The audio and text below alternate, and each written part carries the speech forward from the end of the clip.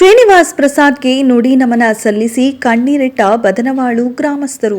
ನಂಜನಗೂಡು ತಾಲೂಕಿನ ಬದನವಾಳು ಗ್ರಾಮದಲ್ಲಿ ಸಂಸದ ದಿವಂಗತ ವಿ. ಶ್ರೀನಿವಾಸ್ ಪ್ರಸಾದ್ ಅವರ ನುಡಿ ನಮನ ಕಾರ್ಯಕ್ರಮದಲ್ಲಿ ಪ್ರಸಾದ್ ಅವರನ್ನ ನೆನೆದು ಗ್ರಾಮಸ್ಥರು ಕಣ್ಣೀರಿಟ್ಟಿದ್ದಾರೆ.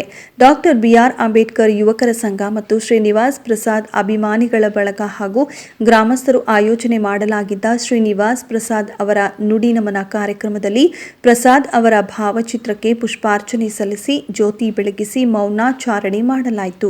ಮಾಜಿ ತಾಲೂಕು ಪಂಚಾಯಿತಿ ಸದಸ್ಯ ಬಿಎಸ್ ರಾಮು ಮಾತನಾಡಿ, ಶ್ರೀನಿವಾಸ್ ಪ್ರಸಾದ್ ಅವರನ್ನ ಕಳೆದುಕೊಂಡು ನಾವು ತಬ್ಬಲಿ ಮಕ್ಕಳಾಗಿದ್ದೇವೆ. ರಾಜ್ಯಕ್ಕೆ ಮತ್ತು ರಾಷ್ಟ್ರಕ್ಕೆ ತುಂಬಲಾರದ ನಷ್ಟ ಉಂಟಾಗಿದೆ.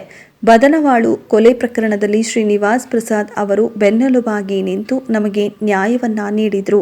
ಬದನವಾಳಿಗೂ ಶ್ರೀನಿವಾಸ್ ಪ್ರಸಾದ್ ಅವರಿಗೂ 40 ವರ್ಷಗಳ ಕಾಲ ನಂಟಿದೆ. ನಮ್ಮ ಮೈಸೂರು ಪ್ರಾಂತ್ಯದಲ್ಲಿ ದಲಿತ ನಾಯಕತ್ವ ಮರೆಯಾಗುತ್ತಿದೆ. ಹಾಗಾಗಿ ಬದನವಾಳು ಗ್ರಾಮದಲ್ಲಿ ಒಂದು ರಸ್ತೆಗೆ ಅವರ ಹೆಸರನ್ನ ನಾಮಕರಣ ಮಾಡುತ್ತೇವೆ ಎಂದು ಹೇಳಿದರು. ನುಡಿ ನಮನ ಕಾರ್ಯಕ್ರಮದಲ್ಲಿ ಗೀತಾ ಗಾಯನದಲ್ಲಿ ಪ್ರಸಾದ್ ನೆನೆದು ಗ್ರಾಮಸ್ಥರು ಕಣ್ಣೀರಿಟ್ಟಿದ್ದಾರೆ. ಈ ಸಂದರ್ಭದಲ್ಲಿ ಮಾಜಿ ತಾಲೂಕು ಪಂಚಾಯಿತಿ ಅಧ್ಯಕ್ಷ ನಾಗೇಶ್ ರಾಜ್, ಸಾಹಿತಿ ಮಲ್ಕುಂಡಿ ಮಹದೇವಸ್ವಾಮಿ, ಶ್ರೀನಿವಾಸ್ ಪ್ರಸಾದ್ ಅವರ ಸಹೋದರ ರಾಮಸ್ವಾಮಿ, ಪ್ರೊಫೆಸರ್ ಕುಮಾರಸ್ವಾಮಿ, ಕುಂಬ್ರಹಳ್ಳಿ ಸುಬ್ಬಣ್ಣ, ದೊರೆಸ್ವಾಮಿ, ಗ್ರಾಮ ಪಂಚಾಯಿತಿ ಸದಸ್ಯರಾದ ಶಿವರಾಮ್, ಮಹದೇವ್, ಮುಖಂಡರಾದ ಸೋಮಣ್ಣ, ಸುರೇಶ್ ಸೇರಿದಂತೆ ಹಲವರು ಭಾಗವಹಿಸಿದ್ದರು.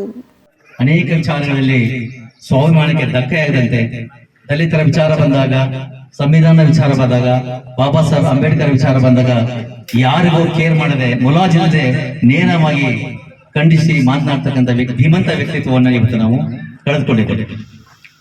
ಇನ್ನೊಂದು ಅಂತಂದ್ರೆ ಅದನ್ನ ಪ್ರಸ್ತಾಪ ಮಾಡಲೇಬೇಕಾಗುತ್ತೆ. ವಿಧಿ ಇಲ್ಲಿ ನಮಗೂ ಅವ್ರಿಗೂ ಬಹಳ ವಿಶೇಷವಾದಂತಹ ಸಂಬಂಧ.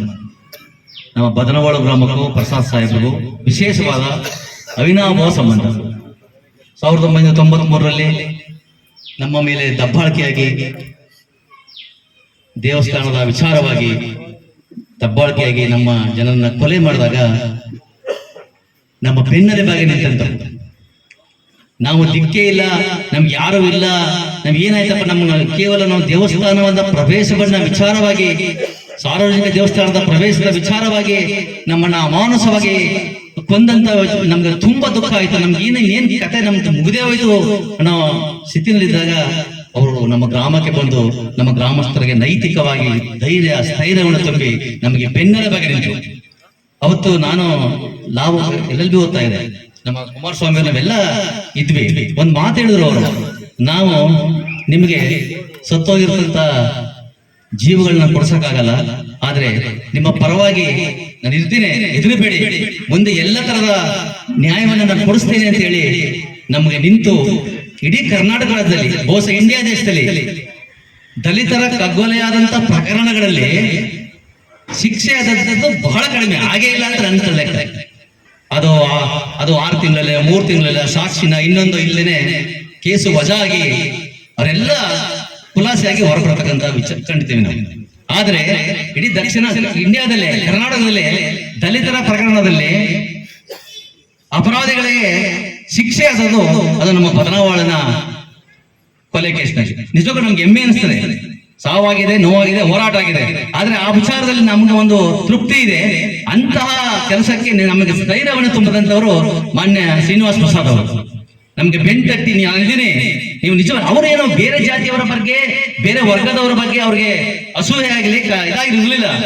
ನ್ಯಾಯ ನೊಂದಂತವರ ಜನರ ಪರವಾಗಿ ನಿಂತ್ಕೊಂಡು ನಾನು ನ್ಯಾಯ ಕೇಳಿದ್ರೆ ಅಷ್ಟೇ ವಿನಃ ಅವ್ರನ್ನೇ ಬೇರೆ ಪಟ್ಟ ಕಟ್ಟಿದ್ರು. ಅವರು ಇರೋದೇ ಇನ್ನೊಬ್ರು ಇರೋದೇ ಅಂತ, ಅದು ಸುಳ್ಳು.